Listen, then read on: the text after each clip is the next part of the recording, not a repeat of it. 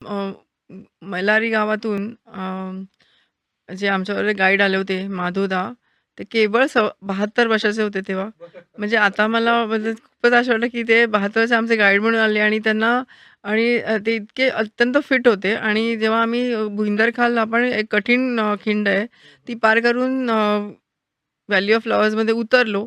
तेव्हा एक मिश्किल हसत आम्हाला म्हणतात, "अरे, तुम्ही मुली तर खूप छान चालता. आपण एक काम करूया, एक कुंटकाल नावाची एक नवीन दुसरा एक इथून बकरीवाल्याचा रस्ता आहे, जी खिंड तुम्हाला पटकन बद्रीनाथच्या अगदी जवळ उतरवेल. तर आपण नेहमीच्या वाटेच्या खालच्या गंगानीच्या वाटेने नको जाऊया आपण, खाली उतरूया नको." तर आम्ही म्हटलं, "नक्की?" तर म्हणाले, "हो, तुमची तयारी आहे ना उतरायची?" म्हटलं, "हो, आहे." तर आम्ही कुंटकाल नावाच्या ज्याच्या खिंडीवर जेव्हा चढलो आणि जेव्हा त्या ॲक्चुअल खिंडीवर ॲक्चुअली पासवर जिथून आम्हाला खाली उतरायचं होतं, तिथे कुठे वाट मिळेना. आणि मग अचानक म्हणतात, की मला वाटते आजकाल इथे बकरीवाल्यांना यायची बंदी केली आहे. त्यामुळे मला वाटतं कुठे साधावाला रस्ता दिसत नाही आहे ट्रेकिंगचा.